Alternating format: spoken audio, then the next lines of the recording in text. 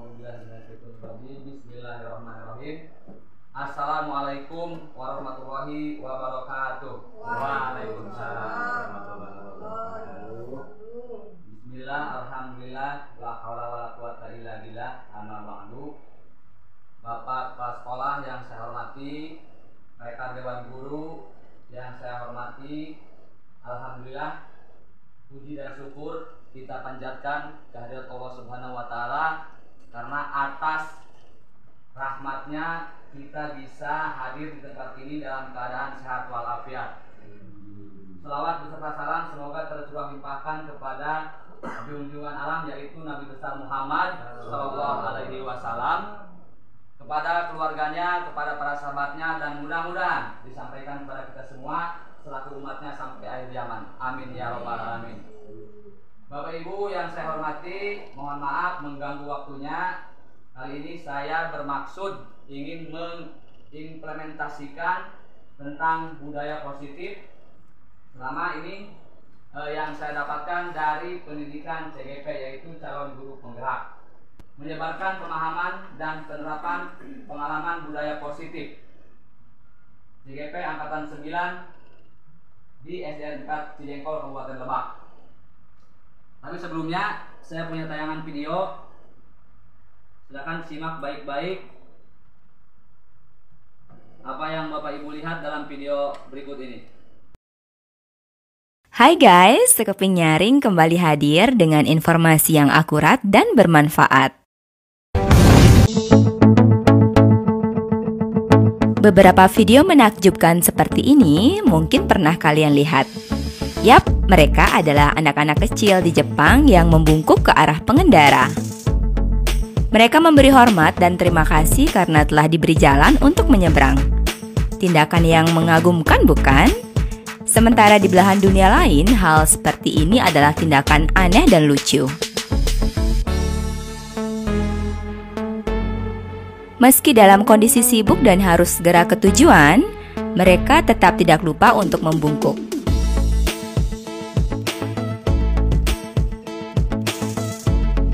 Tidak hanya itu, terhadap robot pun anak kecil di Jepang memberi hormat.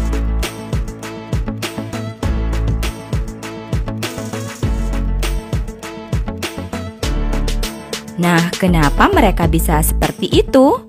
Sekeping Nyaring mendapat jawaban dari berbagai sumber.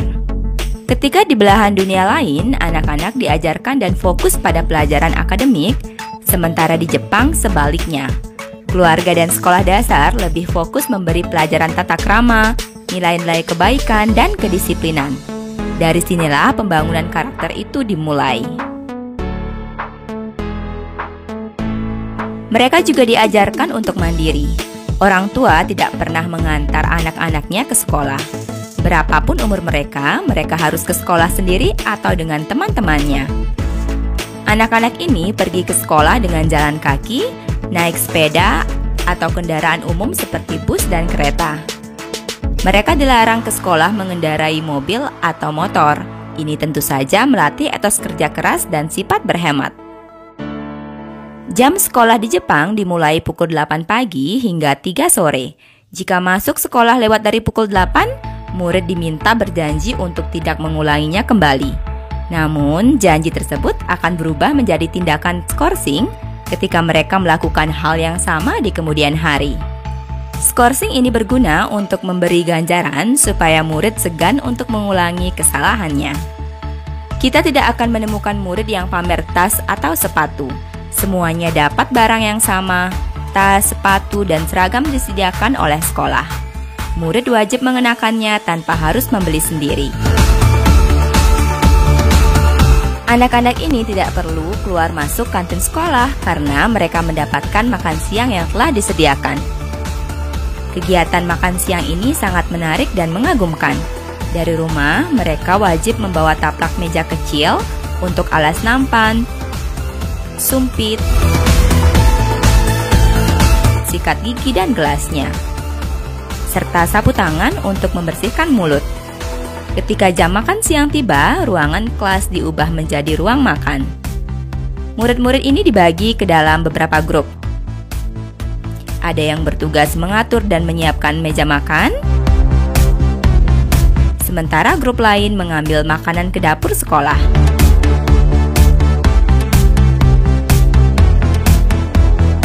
Setelah semuanya siap, ketua kelas didampingi guru membagikan makanan pada masing-masing murid dengan sama rata.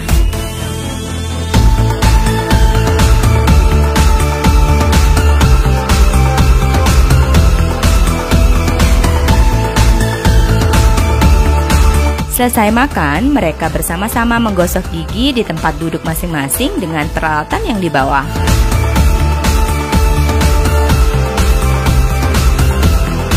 Mereka juga wajib merapikan alat-alat makannya, merapikan dan mengumpulkan sampah yang bisa didaur ulang, membersihkan piring, nampan, dan lain-lainnya dari sisa-sisa makanan.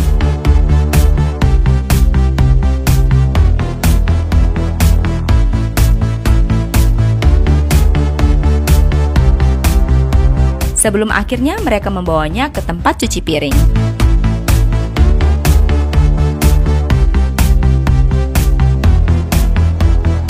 Sebelum mengakhiri jam sekolah, anak-anak ini wajib membersihkan ruangan kelasnya masing-masing. Beberapa di antaranya juga membersihkan sudut-sudut sekolah yang lain.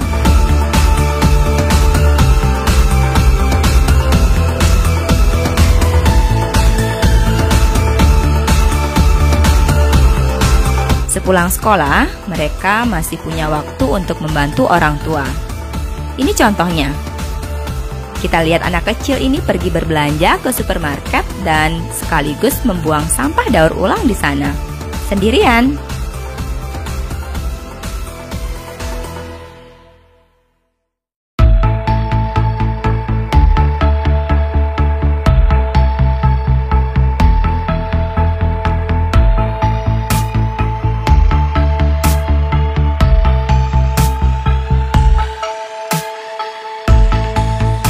Mengagumkan melihat anak-anak kecil ini memiliki karakter hebat seperti ini. Ini adalah buah dari budaya dan tradisi yang kuat, yang telah dipraktekkan selama lebih dari 60 tahun. Hasilnya adalah masyarakat Jepang yang hidup tertib, sopan, dan disiplin.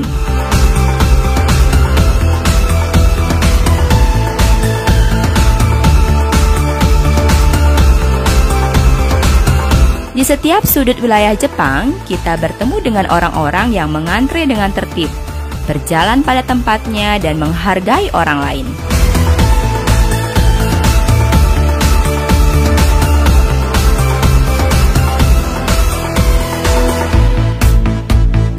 Kita lihat antrean di depan gerbong kereta ini. Meskipun di dalam kereta hanya menyisakan 1 atau 2 orang yang akan turun, tapi mereka tidak akan masuk kalau orang yang akan turun belum benar-benar habis.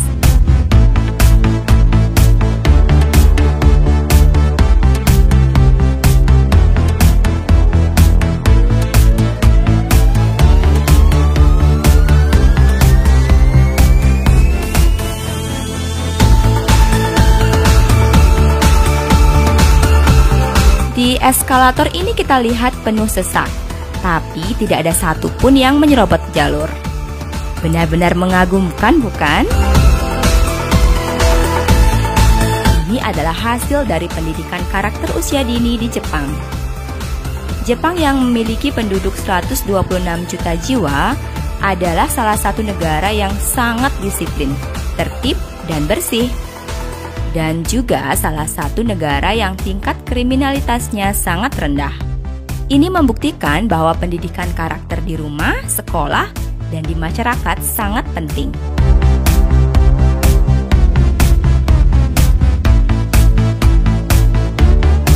Jika kalian setuju dengan pendapat ini, silahkan share sebanyak-banyaknya. Pencet tombol like dan subscribe jika berkenan. Berikan saran atau kritik di kolom komentar ya. Sekeping Nyaring akan kembali dengan informasi yang sama menariknya. Terima kasih, bye. Setelah Bapak Ibu melihat tayangan video tadi, apa komentarnya? Ada yang mau berkomentar?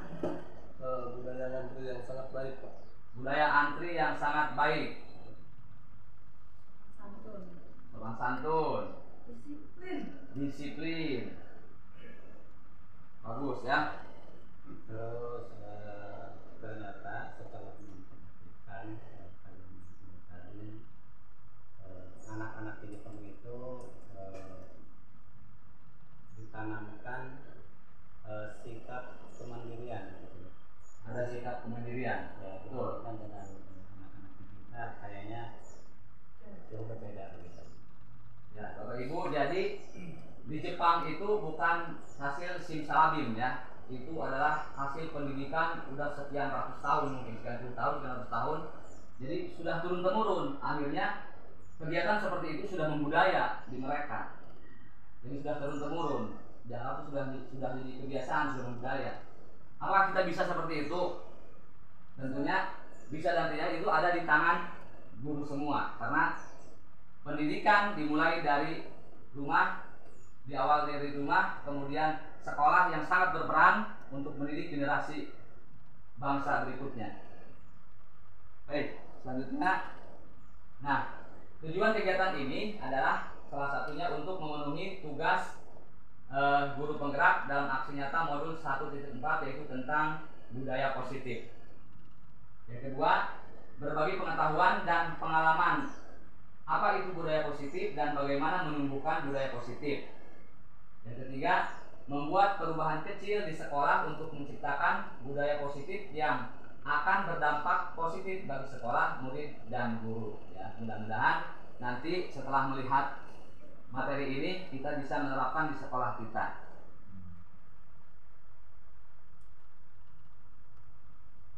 Ya, ini konsep inti budaya positif. Yang pertama ada perubahan paradigma belajar, disiplin positif, nilai-nilai kebajikan, ada kebutuhan dasar manusia, motivasi perilaku manusia, posisi kontrol guru, keyakinan kelas, dan segitiga restitusi. Apa itu? Nanti kita bahas satu persatu. Pembelajaran dengan paradigma baru. Nah, ini ya. Pembelajaran dengan paradigma baru merupakan pembelajaran yang dirancang berdasarkan prinsip pembelajaran berdiferensiasi. Apa itu berdiferensiasi? Yaitu pembelajaran yang berpusat pada siswa atau pada murid, sehingga para peserta didik belajar sesuai dengan kebutuhannya berdasarkan tahap perkembangan sesuai teori psikologi modern untuk mewujudkan profil pelajar Pancasila. Jadi kegiatan yang kita lakukan dalam pembelajaran itu harus berdiferensiasi, yaitu pembelajaran yang berpusat pada murid. Bermuaranya kemana? Yaitu ke profil pelajar Pancasila, yang dimana profil pelajar Pancasila itu ada 6 dimensi ya. Yang pertama yaitu beriman dan bertakwa. Kurang besar ya, nggak kelihatan ya. Beriman dan bertakwa kepada Tuhan Yang Maha Esa. Kemudian berkebinekaan global, bergotong royong, kreatif, mandiri, dan bernalar kritis ya. Jadi semua kegiatan kita dalam pembelajaran dengan siswa tujuannya harus ke sini ya. Menciptakan anak yang berprofil pelajar Pancasila. Ini miskonsepsi tentang teori kontrol ya. Menurut teori kontrol dari Dr. William Glasser, pertama ada ilusi guru mengontrol murid. Jadi kita menganggap semua keinginan kita harus dilaksanakan oleh murid. Kita menganggap murid itu sama pemikirannya dengan kita. Kemudian ilusi bahwa semua penguatan positif, efektif, dan bermanfaat, mau keras mau tidak, yang bersifat positif kita merasa itu akan efektif dan akan bermanfaat. Itu yang selama ini kita pikirkan. Kemudian ilusi bahwa kritik dan membuat orang merasa bersalah dapat menguatkan karakter. Selama ini mungkin itu yang sering kita terapkan ke anak ya, supaya anak merasa bersalah, supaya anak merasa bersalah dan ingin merubah. Kita menganggap semua itu bagus ya. Kemudian ilusi bahwa orang dewasa memiliki hak untuk memaksa. selama ini kita sebagai guru mungkin berperasaan berhak memaksa siswa gitu ya ke arah yang lebih baik dengan pemaksaan. Apakah itu benar atau tidak? Kita lihat selanjutnya. Nah, mengubah paradigma stimulus respon ke pendekatan teori kontrol.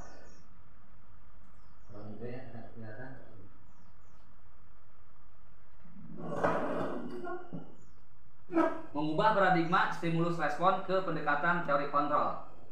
Stimulus respon, realitas kebutuhan kita sama. Jadi kita menganggap ini ya, realitas kebutuhan kita sama.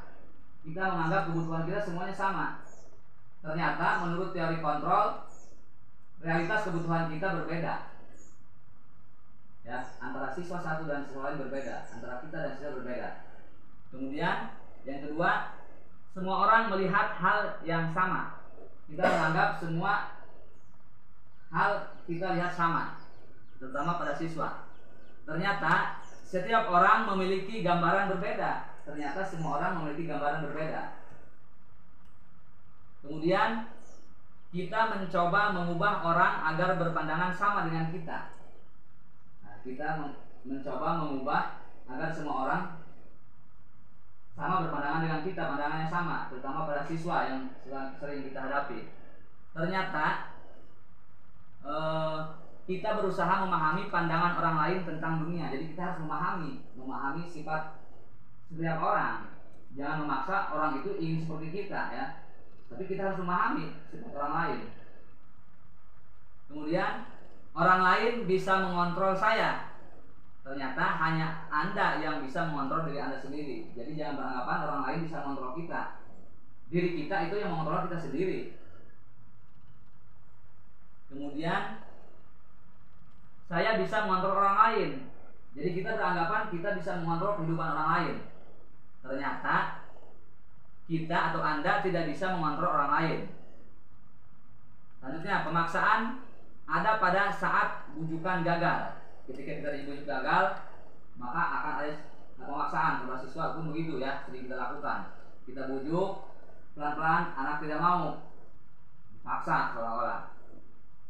Ternyata dalam teori kontrol, kolaborasi dan konsensus menciptakan pilihan-pilihan baru. Jadi kalau kolaborasi itu didiskusikan dengan baik-baik, akan ada muncul pilihan-pilihan baru.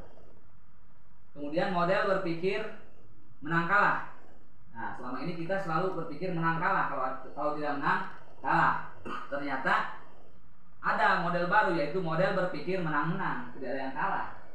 Ya, semuanya harus menang. Kalau kita diskusi misalkan tidak ada menang kalah, artinya kita harus bisa menghargai orang lain gitu. Semuanya menang, tidak ada yang merasa dikalahkan. Oke, lanjut. Disiplin positif. Disiplin berasal dari kata disiplina, yang artinya belajar. Disiplin mengacu pada disiplin diri yang memiliki tanggung jawab terhadap apa yang dilakukannya berdasarkan nilai-nilai yang diyakini. Kemudian disiplin positif merupakan salah satu cara penerapan disiplin yang bertujuan untuk menumbuhkan kesadaran serta memberdayakan peserta didik tanpa imbalan atau penghargaan atau reward atau ancaman atau hukuman, ya, tanpa ada imbalan, penghargaan atau reward, ancaman dan hukuman. Selanjutnya, sebagai pendidik, tujuan kita adalah menciptakan peserta didik yang memiliki disiplin diri sehingga mereka berperilaku mengacu kepada nilai-nilai kebajikan universal dan memiliki motivasi intrinsik dalam perubahan perilaku ke arah yang lebih baik. Jadi diharapkan siswa itu berubahnya bukan karena paksaan dari luar, dari eksternal ya, tapi benar-benar kesadaran dirinya ya. Jadi motivasi intrinsik dalam merubah perilaku ke arah yang lebih baik. Jadi tugas kita itu menyadarkan itu supaya siswa maunya itu dari hatinya, bukan karena paksaan kita.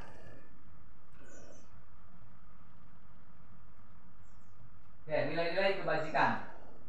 Nilai yang disepakati bersama lepas dari suku bangsa, agama, bahasa maupun latar belakangnya. Contoh nilai kebajikan institusi atau organisasi. wakil pelajar Pancasila, beriman, bertakwa kepada Tuhan Yang Maha Esa, dan berakhlak mulia, berkebinekaan global, bergotong royong, mandiri, kreatif, dan bernalar kritis. Dalam IBO ya, salah satu buku Primary Years Program PYP, ada toleransi, rasa hormat, integritas, mandiri, menghargai, antusias, empati, apa itu? Keingintahuan, kreativitas, kerjasama, percaya diri, dan komitmen. Ini nilai-nilai nilai-nilai kebajikan ya. Kemudian keterampilan hidup atau life skill, dapat dipercaya, lurus hati, pendengar yang aktif, tidak merendahkan orang lain, memberikan yang terbaik dari diri sendiri. Nah, ini nilai-nilai kebajikan yang perlu kita kembangkan. Nah, di sini ada kebutuhan dasar manusia. Kebutuhan dasar manusia. Kebutuhan dasar manusia adalah segala sesuatu yang kita lakukan untuk mendapatkan apa yang kita inginkan.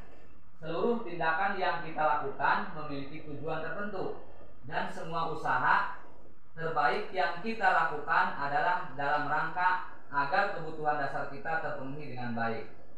Ya, jadi dalam kehidupan kita, pada dasarnya kita itu ingin memenuhi kebutuhan dasar kita. Dan ada di video berikut.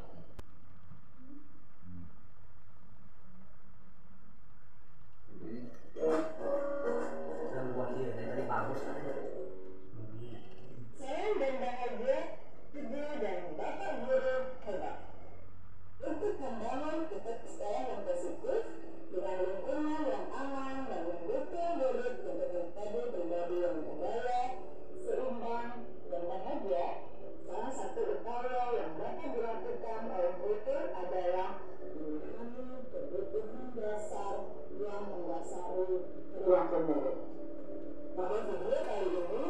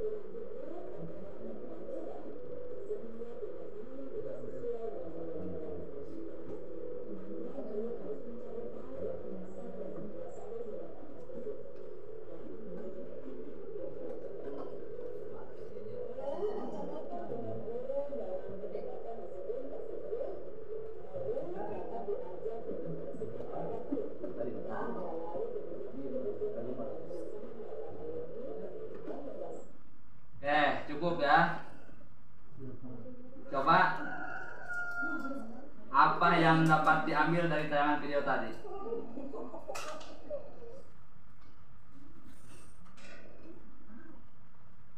Ada yang beri komentar?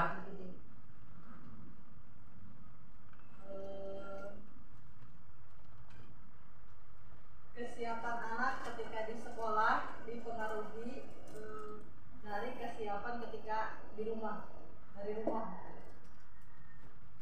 Dipengaruhi kesiapan dari rumah, artinya Ya, ada kebutuhan. misalkan kayak gini, ada kebutuhan, misalkan ada kebutuhan yang dari rumah belum terpenuhi, misalnya belum sarapan, Ya. sampai ke sekolah si anak karena belum sarapan mungkin belajar tidak konsentrasi karena merasa lapar. Ya. Gitu. Bisa masuk ya. Jadi pada dasarnya kalau kebutuhan dasarnya sudah terpenuhi, anak akan tenang saja. Ya. Jadi ketika ada anak yang mungkin perilakunya di luar kewajaran, pada dasarnya dia itu ada kebutuhan dasarnya yang belum terpenuhi, cuma tidak bisa mengungkapkannya seperti apa gitu. Nah, kita harus bisa mencari kebutuhan dasar apa yang mereka belum dapatkan gitu, sehingga kita bisa nantinya mencarikan solusi. Kayaknya ini masih ngantuk nih. Bapak mau komentar dulu?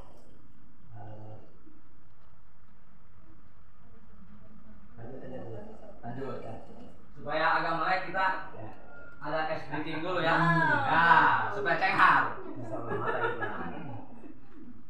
Jadi menyusun kalimat ya, menyusun kalimat. Nanti kalimat terakhir dari saya adalah kalimat pertama dari Bapak Ibu. Kemudian nanti dilemparkan lagi ke siapa? Minimal 2 kalimat disambungkannya ya. Misalkan begini. Pada hari ini saya melihat pohon duren yang sangat lebat buahnya. Misalkan langsung lempar ke buah-buah. Jadi buah dari buahnya, ya buahnya lempar lagi ke lain ya. Jadi kata terakhir dari kita, dari setiap orang menjadi kata pertama untuk orang tersebut. Berikutnya. Ya, supaya fokus. Siap. Konsentrasi, siap. Pada hari ini anak-anak di TK Sekarang Bagus 3 sedang mengadakan latihan manasik haji di Pulau Manuk, Kecamatan Bayah, Kabupaten Lebak, dan pada hari ini juga diikuti oleh TK yang lain di Kecamatan Bayah. Pak Hasan, di Kecamatan Bayah. Oh, lanjutkan. Terus Dua kalimat. Oh, di Kecamatan Bayah diadakan Bebas, tidak di boleh. Kecamatan Bayah Tidak usah diadakan nyambung kegiatan yang tadi, tidak usah nyambung yang tadi. manasikan anak PAUD Kecamatan Bayah. bebas Kata-katanya tidak usah nyambung lagi kali. Kemana Pak? Oh, Dimulai dari Kecamatan Bayah. Ini banyak sekali destinasi wisata yang sangat bagus. Supaya ulah kembali ke asal, ulang ini. Atau ulangi lagi ya. Awal ya. Dari awal. Kontrol ikut ke jalan otak ke jalan. Pada kegiatan kemah sehari ya yang kita lakukan, kegiatannya sangat meriah sekali. Bu Mai, Karena meriah sekali. meriah sekali karena banyak aktivitas yang digunakan yang dilakukan pada saat kemah tersebut. Lempar, Kan lempar ke sana. kebelut kan gitu. Ngomong Lutfi. Kebelut Langsung kan. tersebut. Kemah tersebut. Yang atas tersebut.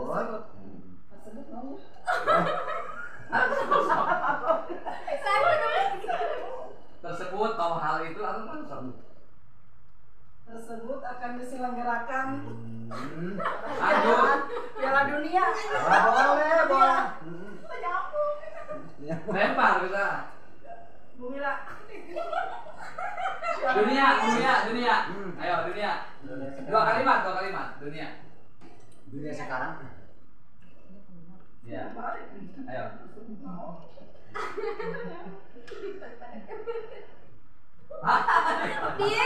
bingung pemikiran bingung. Dunia pendidikan saat ini, aduh apa ya? Dunia sekarang sangat parah sekali. Ayo, supaya konsentrasi kan.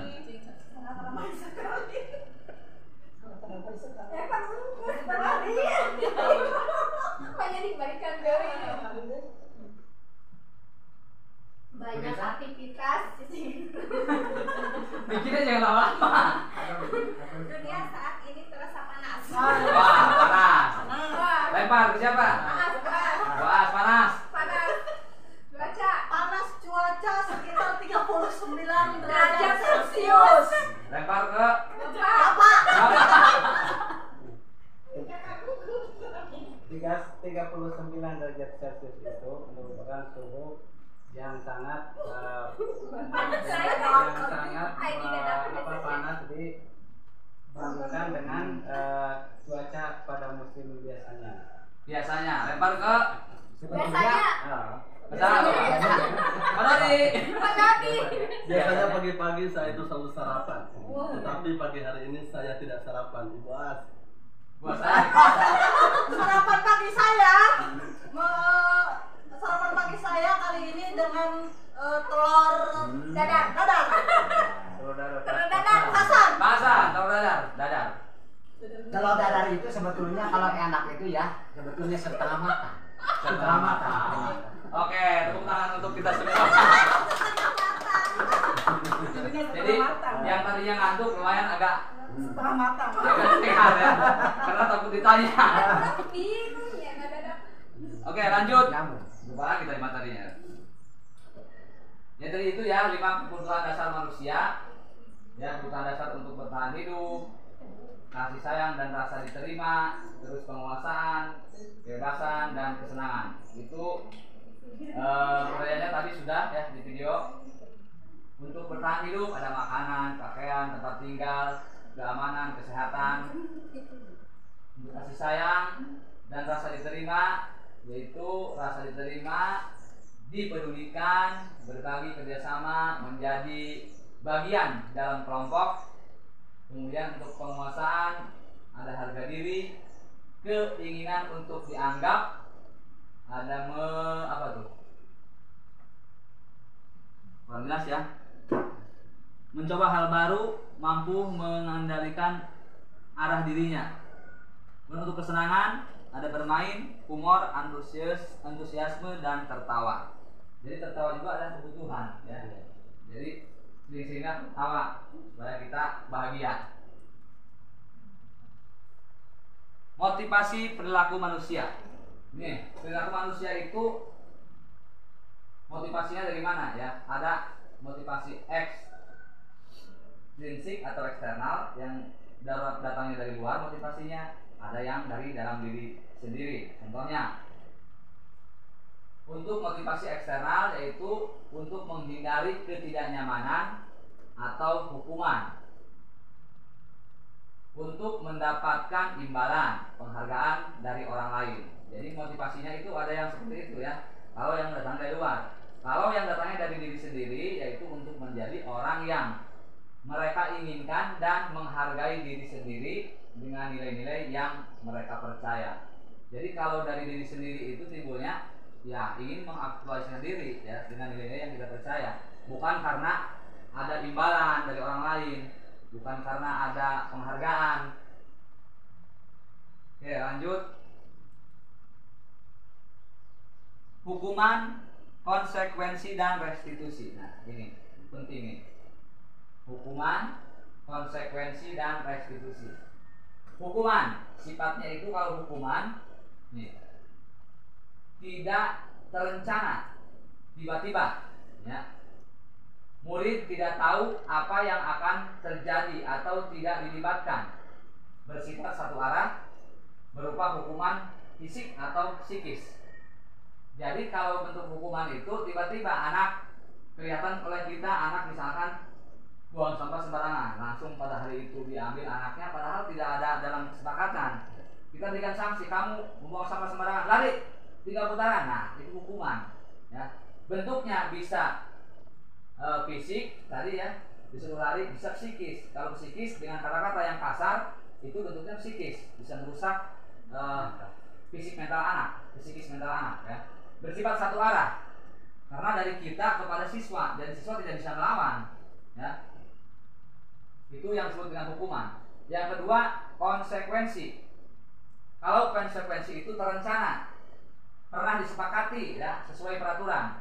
Jadi kita bikin aturan, sepakati, itu namanya konsekuensi. Murid tapi tetap tidak nyaman karena ada hal yang harus dilakukan karena kesalahannya gitu ya, menebus kesalahannya. Sikap guru selalu memonitor murid. Nah, ini namanya konsekuensi nih. Jadi aturannya kita buat dulu, dipahami bersama-sama dengan siswa. Misalkan aturannya datang tepat waktu dengan anak ya. Bila ada yang terlambat, misalkan nyanyi lagu Indonesia Raya atau nyanyi apa, ketika anak-anak yang terlambat disuruh nyanyi, nah ini namanya konsekuensi karena sudah tercatat, ada persetujuan dari awal. Tapi tetap anak merasa tidak nyaman. Nah, yang ketiga ini yang ditawarkan nih ya, yang ditawarkan adalah restitusi, yaitu proses menciptakan kondisi bagi murid untuk memperbaiki kesalahan. Proses kolaboratif yang mengajarkan murid untuk mencari solusi sendiri. Jadi dalam restitusi ini anak disuruh mengaku kesalahannya apa. Kamu salah apa hari ini? Dijawab sama anak saya tadi. Oh, begitu ya. Terus bagaimana supaya tidak terjadi kesalahan lagi? Jadi dia yang mencari masalah sendiri, mencari solusi sendiri nantinya. Jadi bukan kita yang memaksakan. Nah, itu perbedaan hukuman, konsekuensi dan restitusi. Nah, ini ada dihukum oleh penghargaan. Dihukum oleh penghargaan. Saat kita berulang kali menjanjikan hadiah kepada anak-anak agar berperilaku bertanggung jawab, atau kepada seorang murid agar mempelajari sesuatu yang baru, atau kepada seorang karyawan agar melakukan pekerjaan yang berkualitas, pada dasarnya kita sedang berasumsi mereka tidak dapat melakukannya atau mereka tidak akan memilih untuk melakukannya. Menurut Alpicon ya.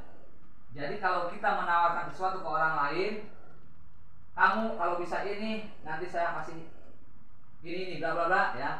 Jadi kita pada saat ngomong seperti itu berarti kita beranggapan orang tersebut tidak akan mampu melakukan itu tanpa adanya imbalan, tanpa adanya penghargaan yang kita berikan. Jadi dianggapnya orang itu lemah kalau tidak diberi penghargaan, maka itu namanya dihukum oleh penghargaan.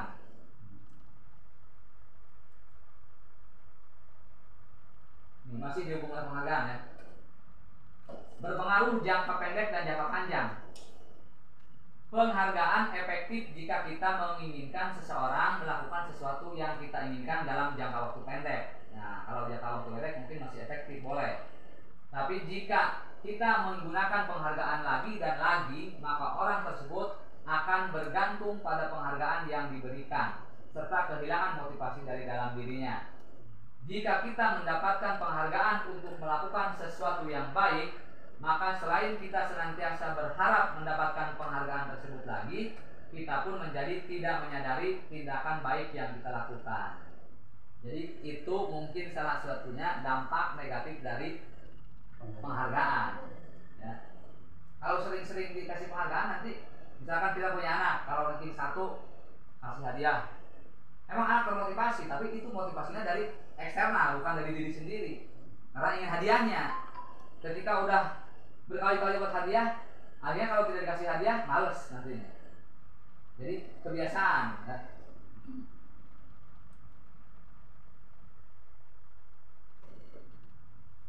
Ada video lagi nih, 5 posisi kontrol guru. Silahkan disimak dan melihat bagaimana kelima posisi kontrol dalam menghadapi masalah tersebut.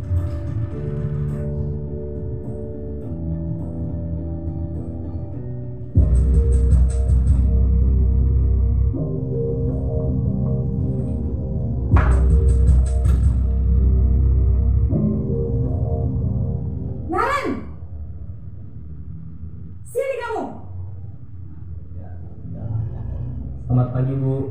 Selalu terlambat. Kamu deh, pasti pasti terlambat. Maaf Bu, saya... Apa? Apa coba? Alasan kamu apa lagi? Kapan sih kamu tidak terlambat? Malas sekali ya kamu jadi anak. Saya... Dasar pemalas. Gak kapok-kapok sih kamu. Sudah berapa kali terlambat? Sana, kamu keliling lapangan basket 2 kali. Kenapa saya harus keliling lapangan basket, Bu? Kenapa? Kamu melawan ibu? Berani-beraninya jawab. Sudah terlambat, masih berani jawab pula. Sekarang, keliling lapangan basket 5 kali sekalian, biar kapok. Cepat, pergi sana ke lapangan basket. Posisi penghukum biasanya berbicara dengan nada tinggi, menghardik, menunjuk-nunjuk, menyakiti, dan menyindir. Hukuman bisa berupa fisik maupun psikis. Ibu dan bapak guru hebat. Dampak yang terjadi pada murid ketika guru berada pada posisi penghukum adalah murid cenderung akan memberontak, bahkan menyimpan dendam.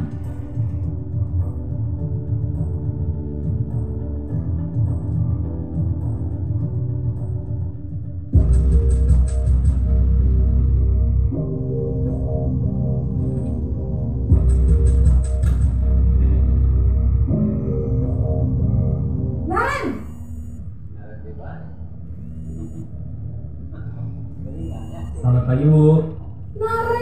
Naren, kamu kenapa terlambat lagi, nak? Ya Tuhan, Naren, kamu senang ya bikin ibu susah ya? Kalau kamu terlambat lagi, kepala sekolah, nak, disangka ibu tidak bisa membina kamu. Duh, gimana ini? Maaf, Bu. Duh, Gusti Naren, kamu suka ya kalau ibu tegur bapak kepala sekolah? Terus, sekarang ibu harus tulis apa ini di buku absen? Ini kamu sudah sering terlambat loh. Ibu harus apa coba? Maaf, Bu. Maaf sekali. Ya sudah, lain kali jangan bikin ibu susah lagi ya, nak ya. Ibu tidak akan kuat lagi kalau kamu begini terus. Bisa jantungan kalau ibu ditegur bapak kepala sekolah. Sana cepat ke kelas. Maaf ya, Bu. Maaf sekali. Nah, ini yang tadi pembuat merasa bersalah. Posisi pembuat rasa bersalah berbicara dengan nada tenang, cenderung lembut.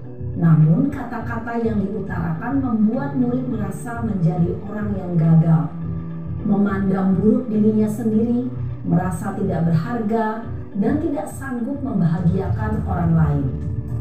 Ketika guru mengambil posisi pembuat rasa bersalah, murid akan menganggap dirinya yang bersalah dan ia akan menyimpan emosi negatif tersebut di dalam dirinya.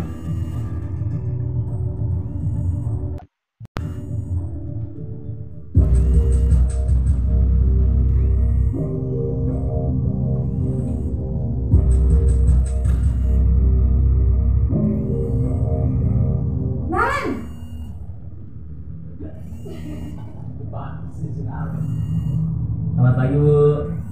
Wah, sudah jam berapa ini, nak? Terlambat lagi ya, sayang. Iya, Bu. Habis ibu saya lupa bangunkan saya, Bu. Kamu malah menyalahkan ibu kamu.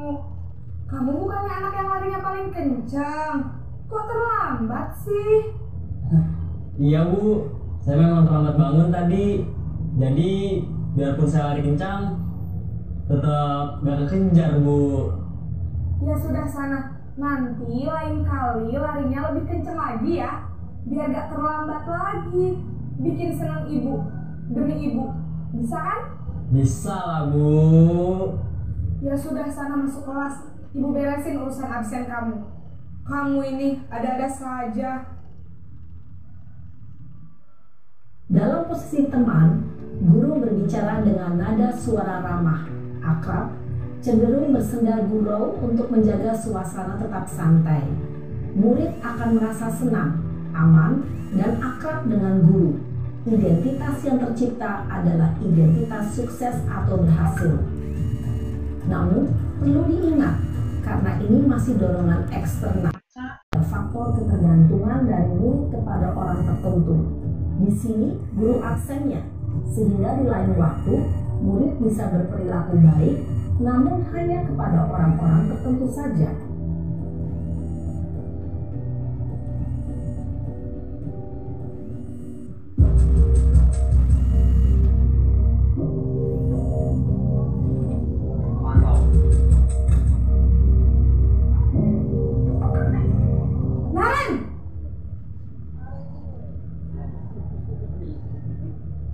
Selamat pagi, Bu. Naren, apa peraturan sekolah kita tentang jam berapa kita harus masuk sekolah, Nak? Kita harus di sekolah jam 7, Bu. Iya, betul. Sekarang sudah jam 7.20. Naren sudah tahu konsekuensinya jika terlambat hadir. Paham, Bu. Saya harus tinggal kelas pas jam istirahat selama 20 menit. Iya, benar. Konsekuensinya demikian. Jadi nanti jam 9.30 pas istirahat, kamu harus tinggal di kelas, kerjakan tugas tambahan untuk ketertinggalan kamu, ya? Baik, Bu. Posisi pemantau mengandalkan penghitungan atau data untuk mengontrol murid. Guru mengarahkan murid berdasarkan peraturan dan konsekuensi. Seorang pemantau menunjukkan bahasa tubuh dan ekspresi wajah yang datar dan cenderung formal.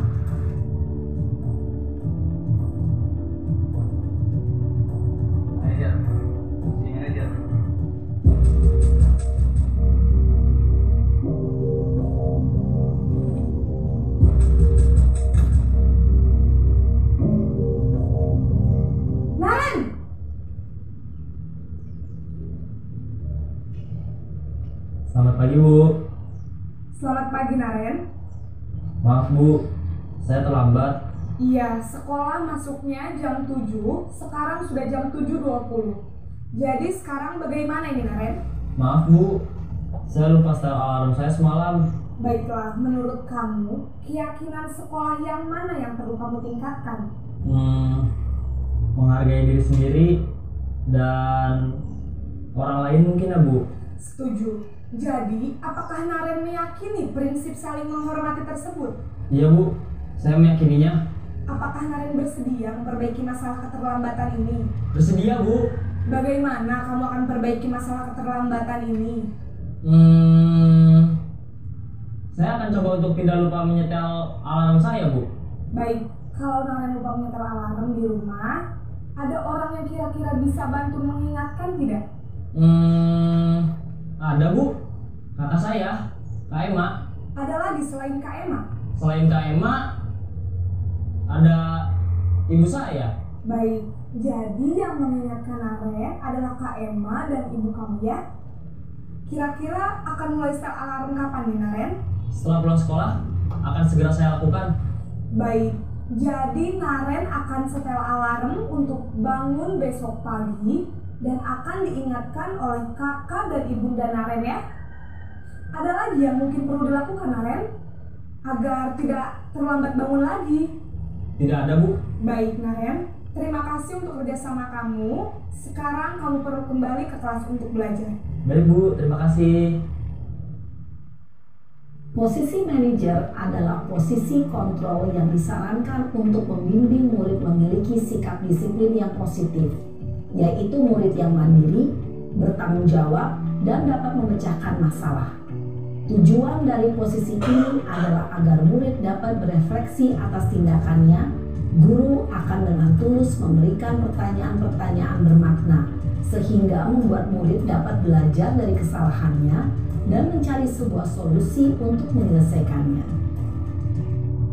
Ibu dan bapak guru hebat, setelah mengamati adegan kelima posisi kontrol tadi, kira-kira posisi mana yang paling ideal? Posisi mana yang dapat menunjang motivasi intrinsik murid? Ya, tentu posisi manajer. Posisi ini memang posisi ideal yang ingin dituju setiap pendidik.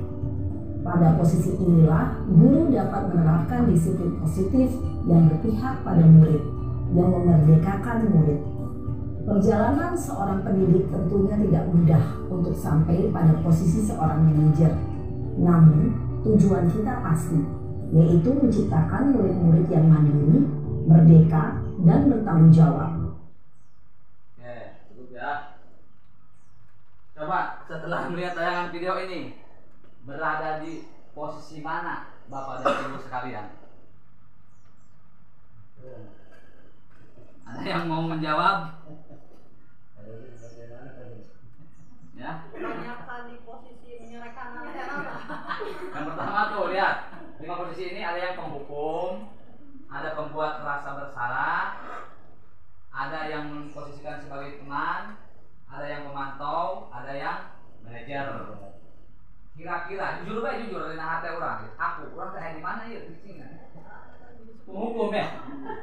Kebanyakan kita selama ini penghukum, ya.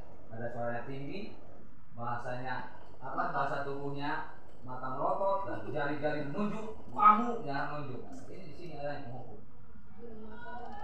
Ada yang membuat merasa bersalah di sini. Jadi ngomongnya lemah lembut. Oh kamu gitu nanti ibu gini-gini kalau kamu gitu. Anak merasa bersalah di sini nih posisinya. Kemudian yang menganggap sebagai teman yang ini.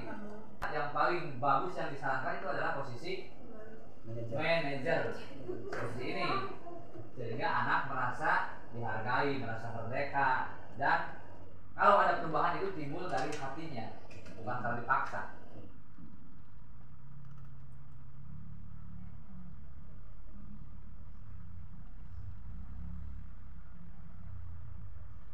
Nih contoh penerapan 5 posisi kontrol ya. Contoh yang lain tadi sudah dicontohkan sebelumnya di video ini ya. Hormat pada bendera selama 1 jam nih. Siswa tidak memakai atribut lengkap saat upacara bendera. Oleh penghukum disuruh hormat pada bendera selama 1 jam.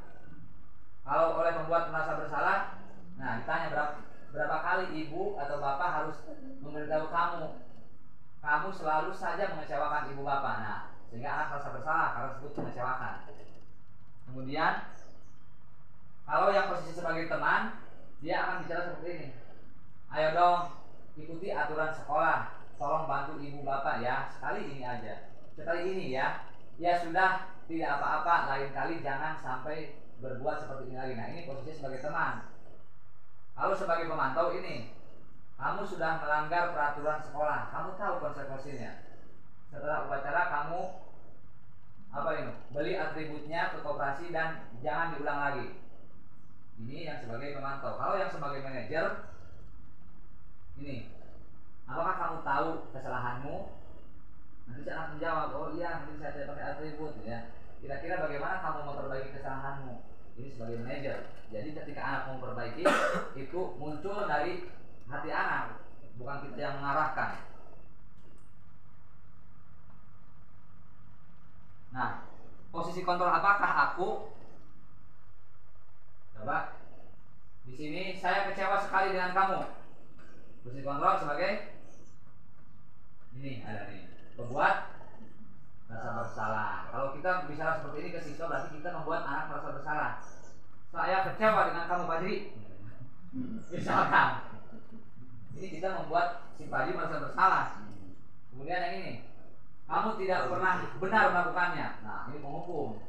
Dicap sudah tidak pernah benar ya. Baru penghukum nih.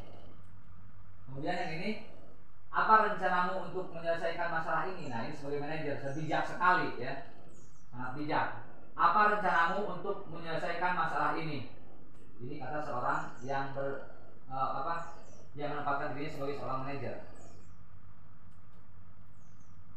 Ayolah lakukan demi bapak ibu ya. Ini yang posisinya sebagai teman ya. Mungkin ada baiknya sekali-kali kita seperti ini, tapi kalau keseringan seperti ini nanti anak melunjak gitu ya. Kamu tidak pernah mendapatkan nilai jika tidak mengerjakan tugas. Nah, ini pemantau juga. Sekarang keyakinan kelas.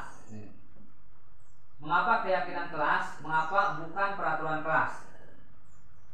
Mengapa harus keyakinan kelas? Mengapa bukan peraturan kelas? Nah, ini. Jadi keyakinan merupakan nilai-nilai kebijakan, prinsip-prinsip universal yang disepakati disepakati bersama secara universal, lepas dari latar belakang suku, negara, bahasa maupun agama.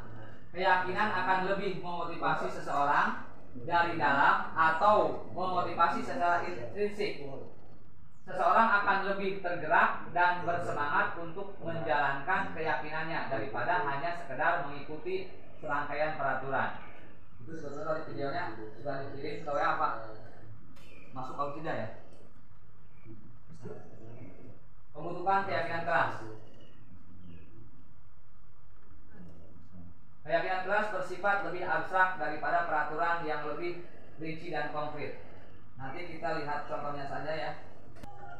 Baiklah anak-anak, hari ini kita akan membuat kesepakatan atau keyakinan kelas. Ya, penangannya ke sini semua ya. Kita bikin kesepakatan atau keyakinan kelas untuk kita sepakati. Nanti kita laksanakan sama-sama. Siap? Siap. Nah, kesepakatan atau keyakinan kelas apa yang akan kita bangun? Coba, siapa yang mau usul? Yang pertama apa kira-kira? Agi silakan. Berbaris sebelum masuk kelas. Berbaris Sebelum masuk kelas. Berbaris sebelum masuk kelas. Saya tulis dulu ya.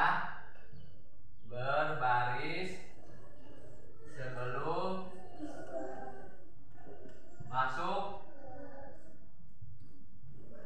kelas. Ini keyakinan kelas ya itu ya.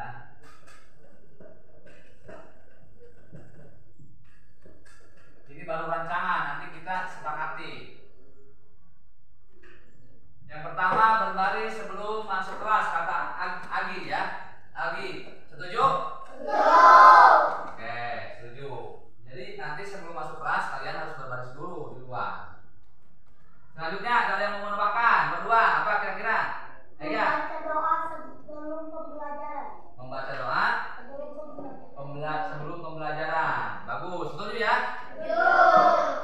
Oke, membaca doa sebelum pembelajaran.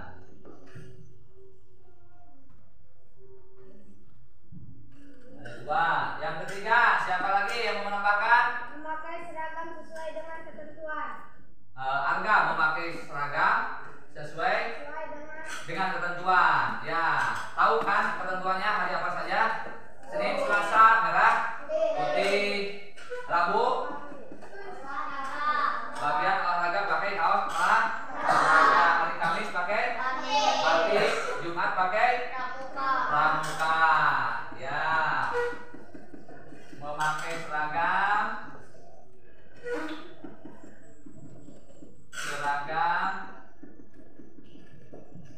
sesuai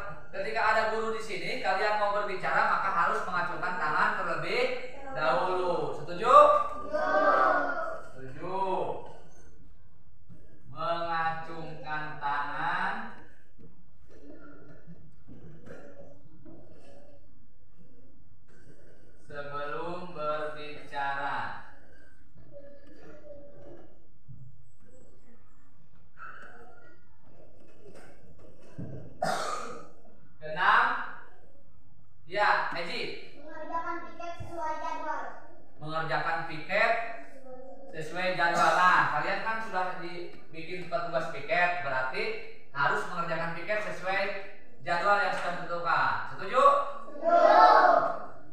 Oke, mengerjakan piket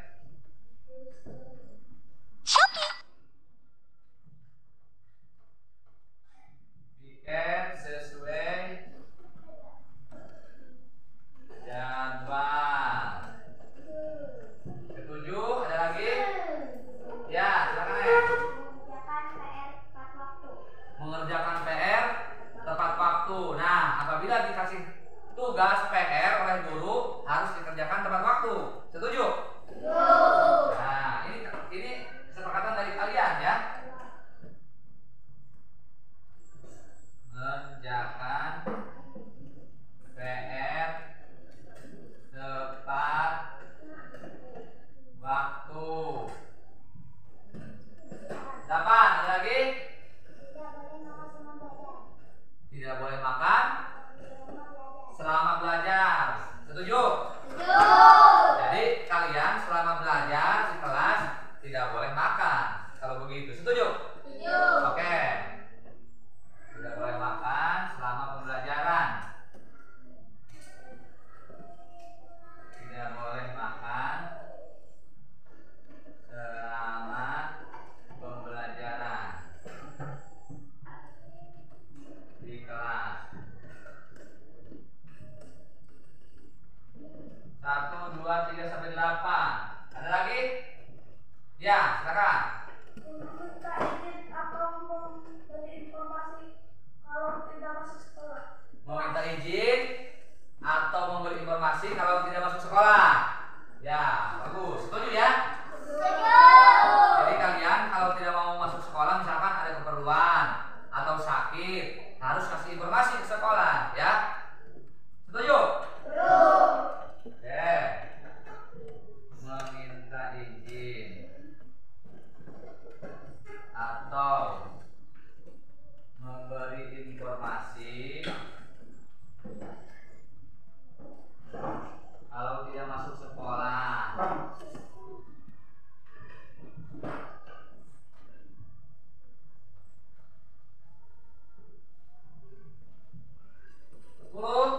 Ada lagi? Silakan. Membaca doa setelah belajar. Oke. Membaca doa setelah pembelajaran, ya. Setuju? Kita harus berdoa, ya. Membaca doa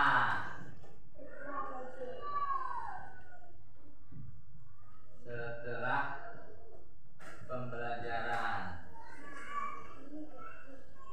atau setelah belajar. Ada 10.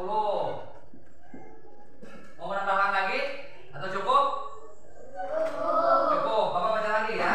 Pertama, keyakinan kelas, ya. Yang pertama, berbaris sebelum masuk kelas. Ingatkan, jadi ini keyakinan kelas yang kita buat bersama-sama, harus kita patuhi bersama-sama, ya. Berbaris sebelum masuk kelas. Yang kedua, membaca doa sebelum pembelajaran. Yang ketiga, memakai seragam sesuai ketentuan. Yang keempat, meminta izin kalau keluar atau ke kamar kecil, kamar mandi. 5, mengacungkan tangan sebelum berbicara. 6, mengerjakan piket sesuai jadwal. 7, mengerjakan PR tepat waktu. 8, makan selama pembelajaran di kelas. Ke-9, meminta izin atau memberi informasi kalau tidak masuk sekolah. 10, membaca doa setelah pembelajaran. Nah, ada 10 poin kesepakatan atau keyakinan kelas yang akan kita yang akan kita sepakati, ya, yang akan diterapkan di sekolah ini, di kelas ini. Setuju? Kalau kalian setuju, berarti kalian harus mematuhi 10 keyakinan kelas yang telah kita bentuk hari ini. Oke? Siap? Siap? Oke, terima kasih.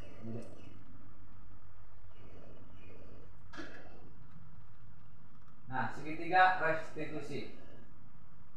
Sekarang kita ke bagian akhir. Segitiga restitusi ini juga ada videonya. Salam dan bahagia Ibu dan Bapak guru hebat. Pada video kali ini kita akan membahas tentang salah satu program disiplin positif yang diterapkan di lingkungan sekolah yang dikenal dengan nama restitusi.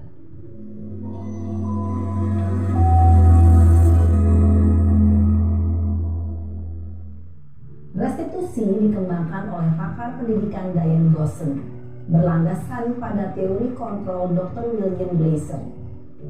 Segitiga restitusi adalah suatu proses dialog yang dijalankan oleh guru atau orang tua agar dapat menghasilkan murid yang mandiri dan bertanggung jawab. Pada saat guru di posisi manajer, aspek yang dikembangkan pada murid adalah motivasi intrinsik, sehingga penanaman nilai-nilai kebajikan dapat tumbuh dan berkembang menjadi suatu kebiasaan positif yang akhirnya membentuk karakter murid. Proses akan menjadi orang yang bertanggung jawab kali ya Pak, dan senantiasa proaktif. Iya, menurut kamu bagaimana rasanya menjadi orang seperti itu? Ya nyaman lah, bangga bisa bersabar dan menahan diri. Baiklah kalau begitu. Yuk kita pikirkan bagaimana memperbaiki masalah ini. Segitiga restitusi. Ya, tadi videonya sudah ada. Yaitu suatu proses dialog yang dijalankan oleh guru atau orang tua agar menghasilkan murid yang mandiri dan bertanggung jawab. Ini terlalu kecil ya, kelihatan. Yang pertama yaitu yang di bawah ini menstabilkan identitas ya. Yang kedua, validasi tindakan yang salah, kemudian menanyakan keyakinan seperti tadi yang dicontohkan oleh si bapak dan muridnya.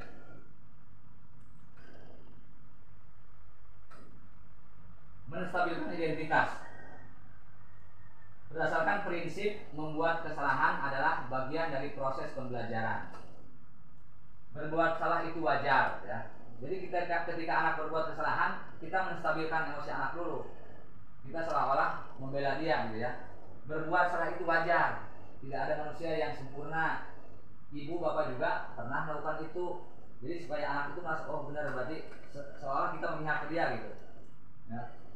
Ibu bapak tidak mau mencari siapa yang salah, tapi ibu bapak ingin mencari solusi dan permasalahan ini. Kamu berhak merasa begitu. Nah, ini ucapan-ucapan ketika kita menstabilkan identitas anak, seolah kita memihak kepada anak. Kemudian validasi tindakan yang salah. Setelah itu, berdasarkan prinsip setiap perilaku berupaya memenuhi suatu kebutuhan tertentu. Jadi kita setelah itu memvalidasi. Kamu pasti punya alasan mengapa melakukan itu ya. Padahal kamu bisa melakukan yang lebih buruk dari ini ya. Nah, kamu patut bangga karena telah melindungi sesuatu yang penting bagimu. Jadi ini contoh-contoh ketika kita memvalidasi bahwa tindakan anak itu sebetulnya salah. Kita validasi ya, kita artinya luruskan gitu. Kemudian menanyakan keyakinan. Keyakinan apa? Tuh. Apa keyakinan kelas kita yang telah dia langgar? Berarti sebelumnya ini sudah membuat keyakinan kelas untuk disepakati bersama-sama. Ini keyakinan. Nilai apa yang telah disepakati bersama? Kemudian seperti apa gambaran sebuah kelas yang ideal menurut kamu? Kamu ingin menjadi orang seperti apa? Jadi pertanyaan-pertanyaan ini yang kita tanyakan ketika kita menanyakan keyakinan. Penerapan segitiga restitusi versi SN4 Jengkol nih ya. Aulia di depan. Nah, duduk Aulia. Aulia tahu nggak kenapa Bapak panggil ke sini? Iya Pak. Tahu. Kenapa coba? Saya tidak mengerjakan tiket. Aulia tidak mengerjakan tiket hari ini. Oke. Kenapa itu bisa terjadi?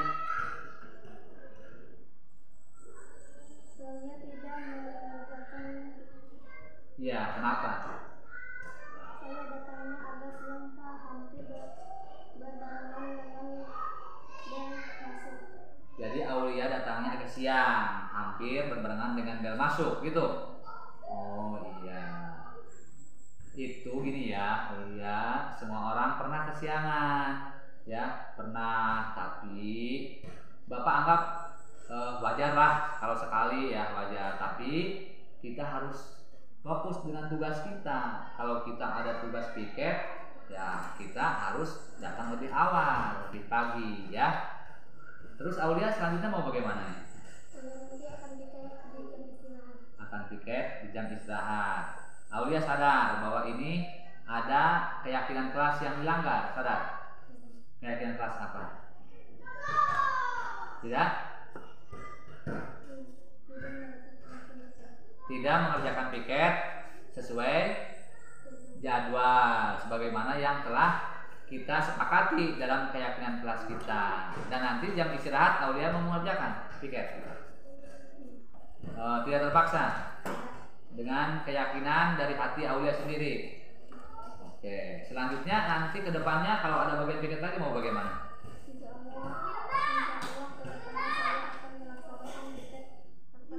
Akan melaksanakan piket tepat waktu. Oke, terima kasih Aulia, silakan duduk kembali. Fajar ke depan. Siap ya? Duduk ya. Fajar tahu nggak kenapa Bapak panggil ke sini? Tahu? Kenapa?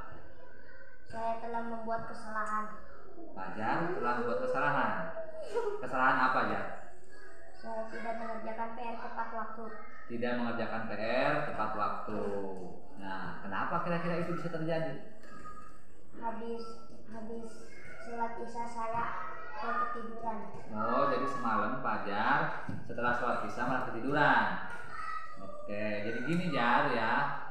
Semua orang pasti pernah salah. Semua orang pasti pernah lupa ya.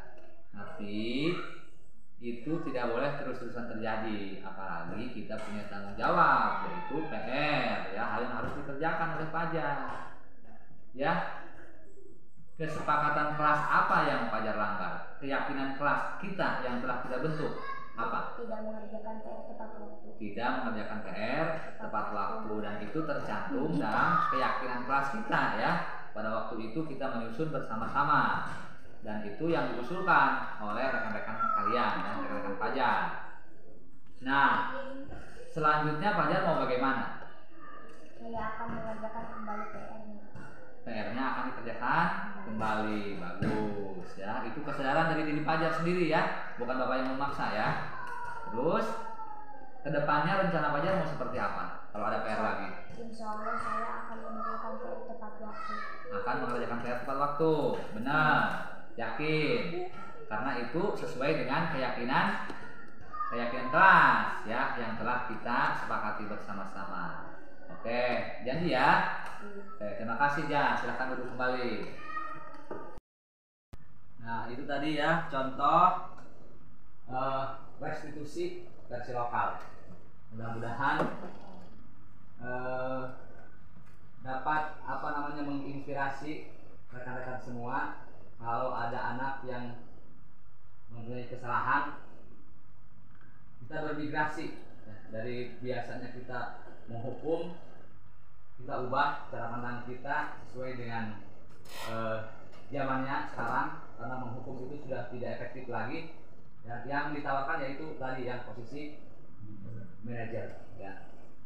Silakan nanti Bapak Ibu kalau mau di aplikasikan di kelas masing-masing, dibuat keyakinan kelas bersama siswa, apa-apa yang akan dibuat keyakinan supaya nanti disepakati bersama-sama. Jadi ketika ada yang melanggar, kita lakukan restitusi segitiga seperti manajer tadi ya. Kita coba seperti posisi kita sebagai manajer. Mungkin itu saja Bapak Ibu yang dapat saya sampaikan.